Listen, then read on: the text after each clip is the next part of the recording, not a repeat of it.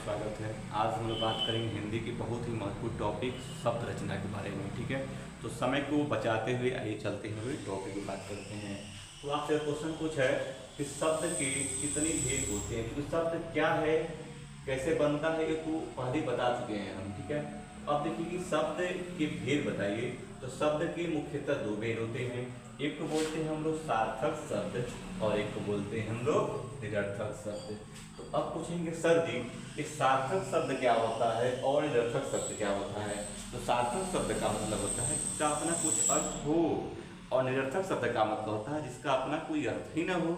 जैसे मान लीजिए अगर आप रूम लेकर कहीं पढ़ते हैं और आपकी मम्मी फोन की और कहीं खलो बेटा खाना पीना हुआ कि नहीं, तो इसका मतलब ये हुआ खाने का भी अर्थ है और पीने का भी अर्थ है। आप दूसरा पीना मत समझ जाइएगा। ठीक है, अगर भैया कि पिताजी फोन करते हैं, हेलो हाँ बेटा खाना वाना हुआ कि नहीं, तो इसका मतलब ये हुआ कि खाने का तो अर्थ मिला लेकिन वाना का कोई अर्थ नहीं मिला। तो वाना हो गया चाहे पीना होना हो गया। तो ऐसे शब्द जिनका कोई अपना अर्थ नहीं होता है उसे बोलते हैं हम निरर्थक शब्द, और ऐसे शब्द जिनका अपना अर्थ है उसे बोलते हैं हम लोग सार्थक शब्द। समझ गए। फिर देखिए अगर हम देखें सार्थक शब्द की और कोई टाइप होगा नहीं कि तो वही खत्म हो गया। अब निरर्थक शब्द का तो कोई टाइप होगा नहीं तो वही खत्म हो गया। अब देखिए सार्थक शब्द पर चर्चा किया जाए तो सार्थक शब्द का देखेंगे यदि तो प्रयोग या रूप के आधार पर इसके भेद होते हैं, और कितने होते हैं, दो भेद होते हैं। कितने भेद होते हैं, दो भेद होते हैं। आपसे एग्जाम क्वेश्चन पूछे यदि कि सार्थक शब्द के कितने भेद होते हैं, चाहे क्वेश्चन पूछे कि शब्द का प्रयोग या रूप के आधार पर कुल कितने भेद होते हैं, तो कितने बन जाएंगे आपके, दो बन जाएंगे। एक को बोलते हैं हम लोग विकारी शब्द और एक को बोलते हैं हम लोग अविकारी शब्द। विकारी शब्द का मतलब होता है कि जिन पर लिंग वचन कारक का प्रभाव पड़े, जिन पर लिंग वचन कारक का प्रभाव पड़ता है उसे कहते हैं हम लोग विकारी शब्द। जैसे संज्ञा, सर्वनाम, क्रिया, विशेषण। संज्ञा, सर्वनाम, क्रिया, विशेषण, इन चारों पर लिंग वचन कारक का प्रभाव पड़ता है। फिर देखिए दूसरा भी है अविकारी, और मतलब नहीं, विकार वाला होता है परिवर्तन, इसमें कोई परिवर्तन न हो, इसके आधार पर लिंग वचन कारक।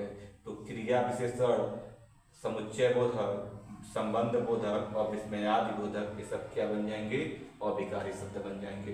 देखिए उत्तर प्रदेश पुलिस में एक क्वेश्चन बनता है कि निम्न में से कौन विकारी शब्द नहीं है, निम्न में से कौन विकारी शब्द नहीं है, और आपको ऑप्शन देगा संज्ञा, सर्वनाम, क्रिया, क्रिया विशेषण। तो बहुत सारे बच्चे कंफ्यूज हो जाते हैं। तो आप इन देख लीजिए कि विकारी शब्द का मतलब होता है जिन पर लिंग वचन कारक का प्रभाव पड़े, जैसे संज्ञा, सर्वनाम, क्रिया, विशेषण।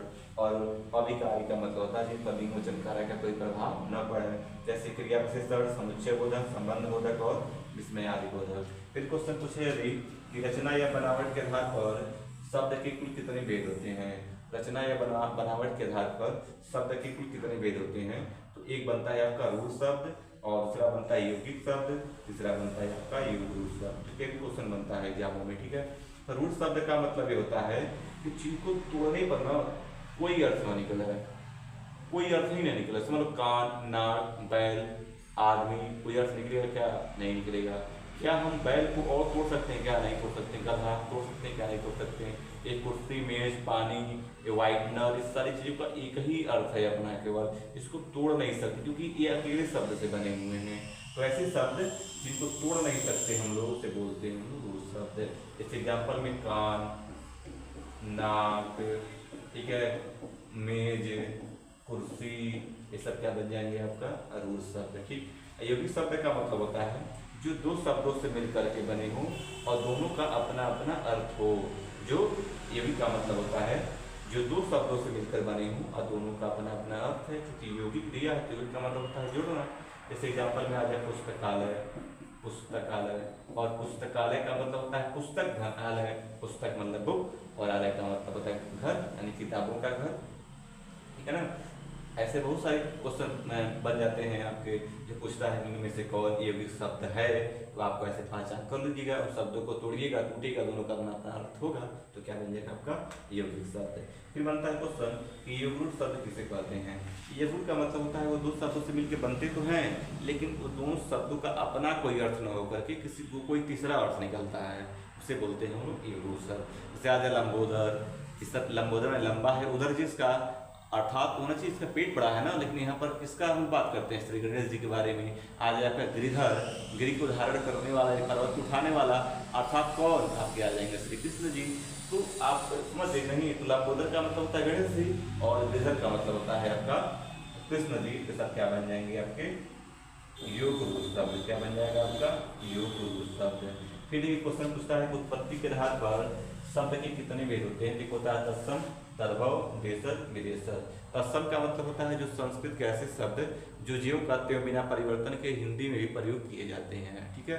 और तद्भव का मतलब होता है संस्कृत के वे शब्द जिनका रूप परिवर्तन करके या थोड़ा परिवर्तन करके हिंदी में प्रयोग किए जाते हैं, उसे बोलते हैं तद्भव।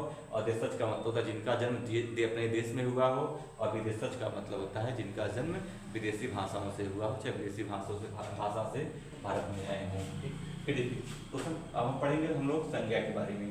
तो संज्ञा का शाब्दिक अर्थ क्या है। संज्ञा शाब्दिक अर्थ होता है आपका नाम होता है, क्या होता है नाम। और अभी बताए हैं कि संज्ञा क्या है आपका विकारी शब्द है। संज्ञा क्या है आपका विकारी शब्द है, अर्थात संज्ञा पर लिंग वचन कारक का प्रभाव पड़ता है। और संज्ञा कहते किसे कहते हैं, तो किसी वस्तु पदार्थ या फिर स्थान के नाम को ही क्या बोलते हैं हम लोग संज्ञा कहते हैं। अब क्वेश्चन ये पूछता है कि संज्ञा का शाब्दिक अर्थ क्या होता है, बता दीजिए। संज्ञा शाब्दिक अर्थ क्या होता है, नाम होता है, ठीक। फिर संज्ञा एक क्या है आपका विकारी शब्द है। कौन सा शब्द है, विकारी शब्द है। फिर पूछे संज्ञा के भेद कितने हैं। संज्ञा को वैसे पूछे भेद तो 5 भेद होते हैं, व्यक्तिवाचक, जातिवाचक, समूहवाचक, द्रव्यवाचक, भाववाचक और हो गया, ठीक है। फिर आधुनिक वर्गीकरण के आधार पर संज्ञा के भेद पूछे यदि, तो यहाँ पर कितने होते हैं, 3 होता है।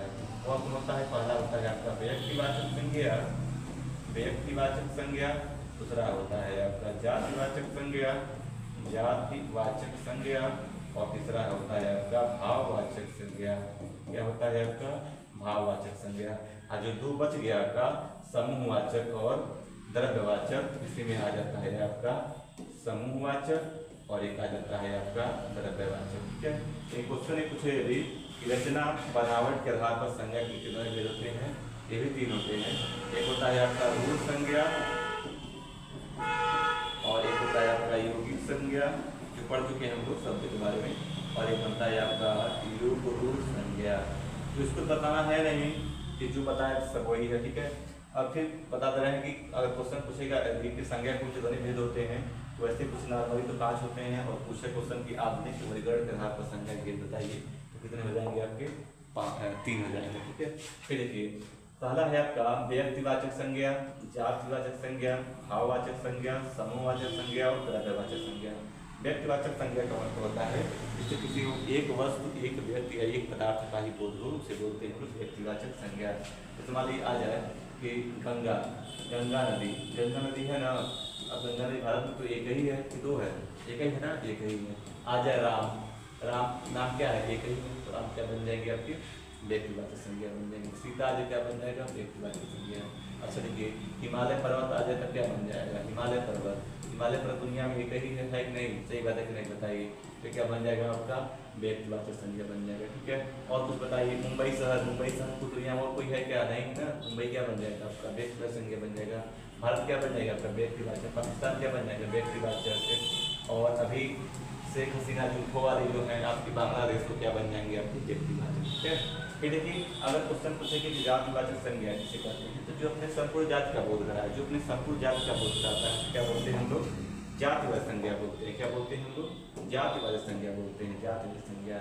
हमारी आ जाए लड़का क्या भाई, कौन सा लड़का है, काला वाला, गोरा वाला, छोटा कि मोटा, पता चल रहा है क्या, नहीं पता चल रहा है, क्या बन जाएगा आपका जातिवाचक संज्ञा। आ जाए लड़की भाई, कौन लड़की, छोटी लड़की, बड़ी लड़की, पता चल रहा है क्या, नहीं चल रहा है, लड़कियां मतलब सभी लड़कियां, क्या बन जाएगा आपका जातिवाचक संज्ञा बन जाएगा। आ जाए वकील भाई, कौन वकील, फिर सुप्रीम कोर्ट के वकील या फिर हाई कोर्ट के वकील, पता चल रहा है क्या, नहीं चल रहा है, ठीक है। फिर आ जाए आपका नदी, कौन सी नदी भाई, ये गंगा नदी, ब्रह्मपुत्र नदी या सतलज नदी, पता चल जाएगा, नहीं चल रहा है क्या बन जाएगा आपका जातिवाचक। पर्वत भाई, कौन पर्वत, हिमालय पर्वत बात कर रहे हैं कि आप एंडीज पर्वत बात करें, पता चल रहा है क्या, नहीं चल रहा है क्या बन जाएगा आपका जातिवाचक बन जाएगा। गाय, गाय बन जाएगी, गाय कौन सी गाय, काली गाय, नीली गाय, कौन सी है, पता चल जाएगा, नहीं चल रहा है क्या बन जाएगा आपका जातिवाचक संज्ञा। मनुष्य, कौन से मनुष्य भाई, कौन से मनुष्य, सभी तो मनुष्य है ना, तो क्या बन जाएंगे आपके जातिवाचक संज्ञा, समझ रखेंगे, ठीक है। और फिर आता है तीसरे नंबर पर भाववाचक संज्ञा, और भाववाचक संज्ञा लिखेंगे तो ऐसी ऐसी संज्ञा जिसको हम लोग आकार न दे सकें, चाहे दिखाई न दे, जैसे मान आ जाए बंधुता, बंधुता दिखाई देता है क्या आपको, नहीं दिखाई देता, मित्रता दिखाई देता है क्या आपको, नहीं दिखता है, सब क्या हो जाए, ईमानदारी किसी दिखाई देता है क्या आपको, नहीं दिखा है, इस सर पर लिखा हुआ है कि कितना ईमानदार लिखा है, कि हम कितने ईमानदार को लिखा है क्या मेरे सर पर, नहीं लिखा है, नहीं दिखता है, क्या बन जाएगा आपका भाववाचक संज्ञा बन जाएगा, ठीक है। बेईमानी क्या बन जाएगा आपका भाववाचक संज्ञा। अच्छा बताइए, क्वेश्चन ये है कि अमीर शब्द क्या बनेगा, अमीर जातिवाचक संज्ञा है, भाववाचक संज्ञा है, तो अमीर क्या बन जाएगा आपका जातिवाचक, और अमीर क्या बन जाएगा आपका भाववाचक, ठीक है। वैसे ही गरीब क्या बन जाएगा आपका जातिवाचक, गरीबी क्या बन जाएगा आपका भाववाचक, गरीबी दिखती है, ठीक है। ये सब ऐसी चीजें हैं जो जातिवाचक संज्ञा होती है, प्रत्यय लगा करके जो भाववाचक संज्ञा बना देते हैं। फिर एक समूहवाचक देखेंगे, समूहवाचक संज्ञा, तो समूहवाचक संज्ञा का मतलब होता है जो अपने पूरे समूह के बोध कराया है, किसका, पूरे समूह का बोध कराया है, जो अपने पूरे समूह का ही बोध कराया है, क्या बोलते हैं हम लोग समूहवाचक संज्ञा बोलते हैं। जैसे मान लीजिए आ जाए सभा, सभा आ जाए, आ जाए सभा आ जाए, टोली आ जाए, टोली टोली टोली आ जाए, ठीक है। घौद पूछा हुआ क्वेश्चन है, घौद का मतलब होता है केले का घर। आ जाए दर्जन, तो दर्जन में पारक के लिए आते हैं ना, तो पूरे समूह के बारे में बात कर रहा है। तो राजा आपका द्रव्यवाचक संज्ञा में, तो द्रव्यवाचक जानते ही होंगे आप लोग, द्रव्यवाचक पानी, सोना, लोहा, कोयला, सब क्या बन जाएंगे आपके द्रव्यवाचक संज्ञा बन जाएगा, क्या बन जाएगा आपका द्रव्यवाचक संज्ञा बन जाएगा, ठीक है। ये नेक्स्ट पेज पर अब देखिए, को बताना है कि एग्जाम्पल में कि कौन सा शब्द संज्ञा का भेद है, ठीक है, वो आपको बताना है और आप बताइएगा। क्वेश्चन पूछे यदि भारत, देखिए दुनिया में भारत रह गई है, तो क्या बन जाएगा ये आपका व्यक्तिवाचक संज्ञा बनेगा, क्या बनेगा आपका व्यक्तिवाचक संज्ञा। पाकिस्तान क्या बनेगा आपका व्यक्तिवाचक संज्ञा। नदी, अब कौन सी नदी पता चल रहा है क्या बनेगा आपको जातिवाचक संज्ञा। काला सागर, ये तो एक ही, क्या बनेगा आपका व्यक्तिवाचक संज्ञा। और जो सागर देवता क्या बन जाता है आपका जातिवाचक संज्ञा। रिया पर्वत, पर्वत क्या बनेगा आपका जातिवाचक संज्ञा। कौन सा पता नहीं चल रहा है, पहाड़, कौन पहाड़ नहीं पता चल रहा है, क्या बनेगा आपका जातिवाचक संज्ञा बनेगा। सभा क्या बनेगा, सभा कौन सभा, बहुत सारे लोग सभा करने आते हैं, जिसमें महिलाएं तो सब लोग बच्चे भी होते हैं, तो क्या बन जाएगा आपका समूहवाचक। भौत क्या बनेगा, केले के घर बोलते हैं, ये क्या बन जाएगा आपका समूहवाचक। लड़का क्या बन जाएगा आपका जातिवाचक। वकील क्या बन जाएगा जातिवाचक। राज्यपाल क्या बन जाएगा जातिवाचक। कुत्ता क्या बन जाएगा जातिवाचक। गाय क्या बन जाएगा जातिवाचक। बकरी क्या बन जाएगा जातिवाचक। सुंदर क्या बन जाएगा जातिवाचक। बुढ़ापा क्या बन जाएगा, देखिए बुढ़ा जो होता है शब्द वो आता है आपका जातिवाचक में, लेकिन पाप प्रत्यय जोड़ दिया इसमें, तो क्या बन गया आपका बुढ़ापा। ये क्या बन जाएगा आपका भाववाचक। मोटापा क्या बन जाएगा भाववाचक। बचपन क्या बन जाएगा भाववाचक। गिरोह क्या बनेगा समूहवाचक। गुच्छा क्या बनेगा समूहवाचक। मंत्री परिषद क्या बनेगा समूहवाचक। पुस्तकालय क्या बनेगा समूहवाचक। और संसद क्या बनेगा समूहवाचक। कुंज क्या बनेगा समूहवाचक। सभा क्या बनेगा समूहवाचक। चतुराई क्या बनेगा भाववाचक। भलाई क्या बनेगा भाववाचक। मनुष्यता क्या बनेगा भाववाचक। मनुष्य क्या बनेगा जातिवाचक। अमीर क्या बनेगा जातिवाचक। गरीब क्या बनेगा जातिवाचक। अमीरी क्या बनेगा भाववाचक। गरीबी क्या बनेगा भाववाचक। ईमानदार क्या बनेगा आपका जातिवाचक। और ईमानदारी क्या बन जाएगा आपका भाववाचक। तो अगर ये क्लास आप लोगों को पसंद आया हो तो मेरे दोस्तों मेरे चैनल को सब्सक्राइब और लाइक कीजिए। बाकी धन्यवाद।